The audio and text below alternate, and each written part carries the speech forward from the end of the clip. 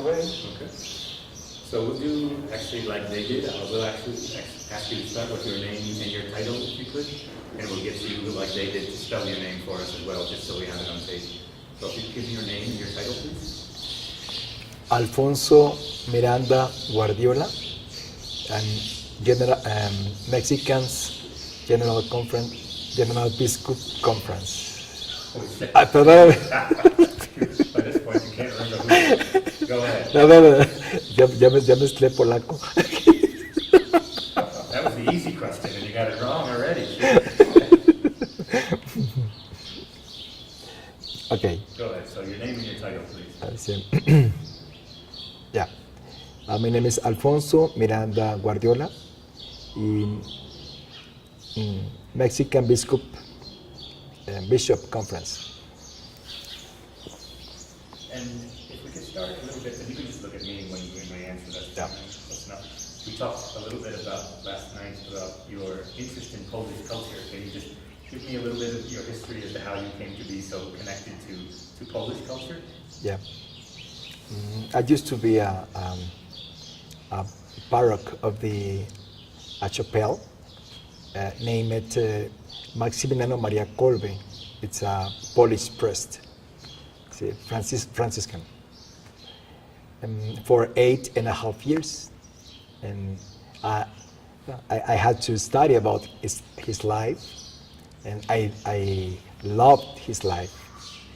We started working with children, young people, etc. I asked the young people, the group of the young people, to prepare a play of his life. We had a wonderful play in Monterrey, Mexico. One person of this play told me, "Father, I see me in Poland with this play," and I was in collapse, in shock. After a few days, I asked my bishop, asking for permission to go to Poland to prepare and to show this play. He gave me the permission, and I went to Poland. I talked to bishops in Warsaw, etc. They told me, "Okay, we want to receive you." I come back to Monterrey. We started working so hard with the play, obviously in Polish. We studied for 2 years Polish, just to not only to translate, but to say it in words that we could understand. Yeah. At the end, we couldn't understand very well, but we could say the words in Polish. 2 years later, everything started in 2013. We went to Poland in 2015.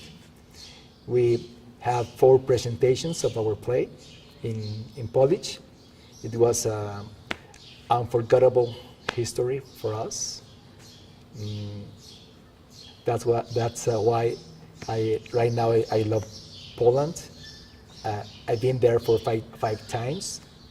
I have a bunch of friends in that loved country. That's part of my love for this country. Wonderful, that was great. Maybe we can talk a little. Sound right? Maybe we can talk a little bit about Santa Rosa specifically, and talk a little bit about the role the church has played in resettling Polish refugees in Santa Rosa. You know a little bit about the history here, obviously. Tell me a little bit about the role the church played in settling Polish refugees here at Santa Rosa. Well, I don't know the role of the church at that time. I knew something about the story because of our friendship with the Polish people. I can talk about something what is happening right now. That's fine, perfect. Let's talk a little bit about the church's role today Yeah, in yeah, refugees yeah. here in Mexico. Yeah, migration issue. It is not national problem for one just country, United States, Mexico, etc. It's a worldwide problem, and we must work together. We must find out together solutions to this universal problem. In particular, the Catholic Church in Mexico worked with the USCCB and the CELAM with the Conference of the Central America, with the Vatican, etc. We have several meetings in the year looking for solutions, looking for how can we help these people that cross away all our country, etc. But we have a special problem in Mexico because unfortunately we have arms dealing, drugs dealing. We have how do you say that, deep holes with disappeared people, thousands of disappeared people in 20 years. And we have people from South America, Central America, they came here to Mexico trying to reach the United States, crossing all our country. We don't have enough jobs for all the people, enough schools, etc. So these people can't find something here in Mexico for them, for their lives. Some of these people remain here, but most of them want to reach the United States. Most of them, no matter what price, what cost. Catholic Church have 113 shelters. But each church in Mexico serves like a refugee because we can't close our doors for nobody. I finished saying that it's a problem. It's an universal problem that calls all the people, all the churches, all the countries to find out solutions together. Because if we do not find out those, we can end on a chaos. One more word. United States is changing its law. We don't like, or nobody like that the fractioning of the families. We understand the United States must put its own, must defend its own limits. We understand that, but we understand also that the United States doesn't exist alone in this world. If we don't care about what happened in Central America, in Africa, South America, soon or later, something is going to affect us. That's what I say. So being here at Santa Rosa, that was great. I loved your not a national problem, international. That was wonderful. Here at Santa Rosa, why, speaking of refugees and migrants, why is it important to remember the history of a place like Santa Rosa? Why is it important to be aware of it and to make people aware of what happened here 75 years ago? Yeah. First of all, it's important to know about this history in Mexico because very few of the people in Mexico knows about this history. It happened 75 years ago, 1943, during the Second World War. Polish people that Many of them were in Siberian, in the Gulag, Soviet Gulags, and they needed some place to live, to be received. Some in Africa, some countries in Africa opened its doors, Iran, etc., etc. And Mexico made it also.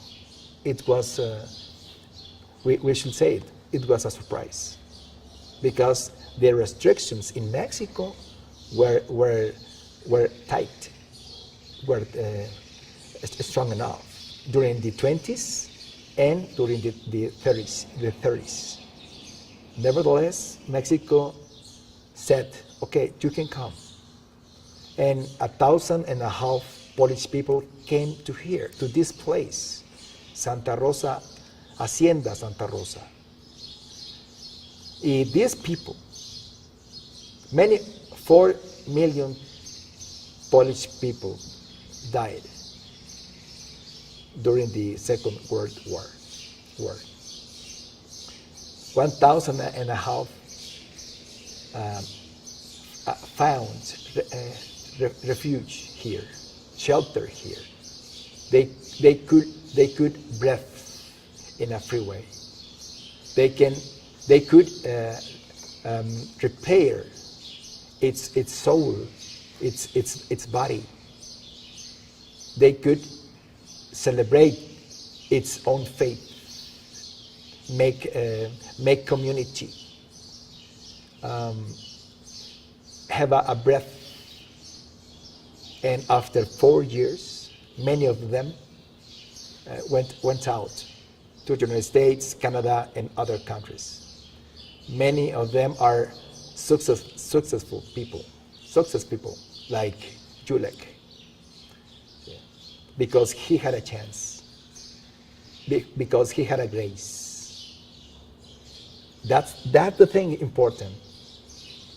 Today, in this universal problem of the refugees, of the migrants, we need to think different, to feel different, to open our hearts, to change our mind, and to offer shelters, offer solutions to live, offer opportunities for these poor people, because tomorrow they could save the world.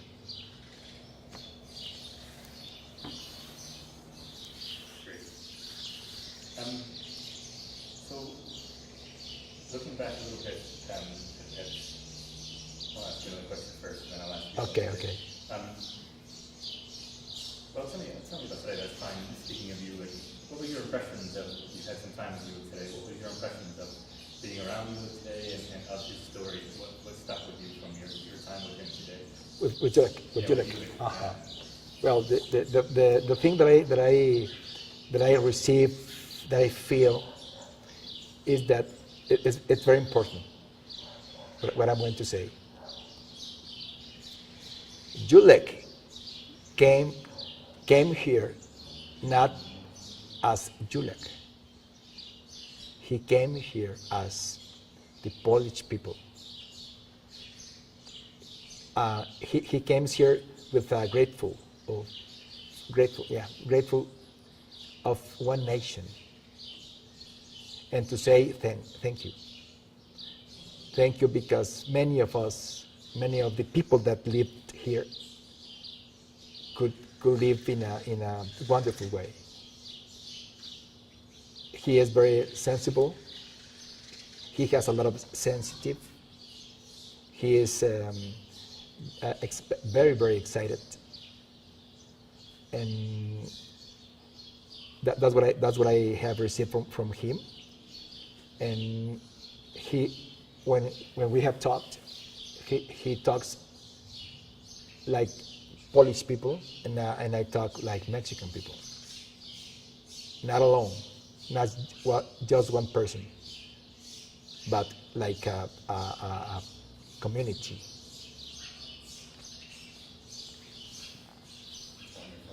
And two more questions for me.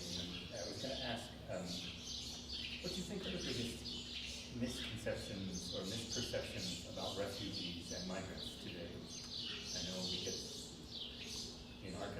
one very lopsided perspective. What do you think are some of the biggest misperceptions about refugees and migrants coming through Mexico? I think it's just one thought. Okay, I think the main problem is our indifference, because we are living normal. We can eat the whole day, three times a day. We can sleep. We can go to work. We can have a normal life. We don't mind if others don't have it. The thing is, many people are not living like us. Many people don't have a house, don't have a job, don't have a school, don't have a family, don't have opportunities, don't have nothing. And if we keep